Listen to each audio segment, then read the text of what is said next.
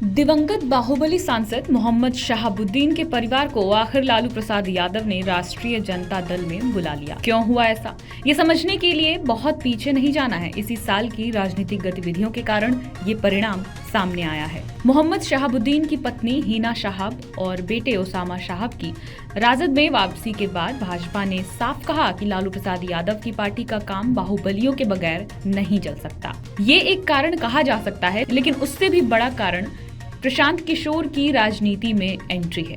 इन दोनों कारणों के साथ एक और बात तय हो गई है कि तेजस्वी यादव की चाहत पर लालू प्रसाद यादव की नीति आज भी ज्यादा भारी है। हिना शहाब और ओसामा शहाब अरसे से परेशान रहे हैं। शहाबुद्दीन के इंतकाल के बाद से ही महागठबंधन सरकार थी, तब भी परेशान थे। उम्मीद थी, लेकिन कोई मदद नहीं मिल रही थी। हिना कभी कहती थी कि राजद ही मेरा घर है, तो कभी कह रही थी कि हम सिवान की जनता के हिसाब से फैसला लेंगे। फैसला हुआ भी, लेकिन राजद के खिलाफ। लोकसभा चुनाव में मुख्यमंत्री नीतीश कुमार की पार्टी जनता दल यूनाइटेड ने सिवान से जीत दर्ज की। दूसरे नंबर पर हिना शहाब रही, लगभग 1 लाख वोट से हारी थी, और हिना से लगभग 1 लाख वोट पाकर तीसरे नंबर पर रहे थे राजद के अवध बिहारी चौधरी। लोकसभा चुनाव में राजद का ये हश्र हुआ, तब भी हिना शहाब की वापसी नहीं हुई।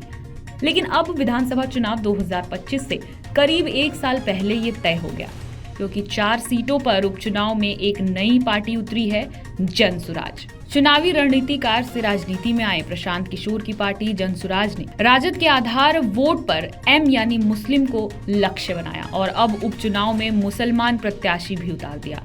असदुद्दीन ओवैसी की पार्टी AIMIM पहले ही राजद के आधार वोट में सेंध लगाती रही है, और अब जनसुराज।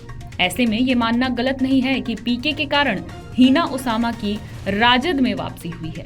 मतलब राजद को मुस्लिम यानी एम और यादव यानी वाई के पुराने फॉर्मूले पर MY पर आने के लिए पीके ने मजबूर कर दिया। आपको बता दें कि झारखंड विधानसभा चुनाव में बालू माफिया और ईडी की गिरफ्त में बंद सुभाष यादव को प्रत्याशी बनाए जाने से लेकर हिना ओसामा की वापसी तक एक और बात नजर आ रही, लालू प्रसाद यादव अब फिर से प्रभावी हैं। वैसे 28 जनवरी 2024 के 1-2 दिन पहले से 12 फरवरी तक राष्ट्रीय जनता दल के राष्ट्रीय अध्यक्ष लालू प्रसाद यादव वापस अपनी पार्टी के फैसलों में प्रभावी नजर आ रहे थे, लेकिन थोड़ा अंदर अंदर। जब महागठबंधन सरकार गिरने वाली थी, तो जनता दल यूनाइटेड या भारतीय जनता पार्टी के विधायकों को साथ लाने की व्यूह रचना में लालू प्रसाद यादव सक्रिय थे। बाहरी तौर पर कमान तेजस्वी यादव के हाथ में नजर आ रही थी, लेकिन अमर उजाला ने तभी दिखाया था कि लालू प्रसाद यादव दूसरे गणित में लगे हुए हैं।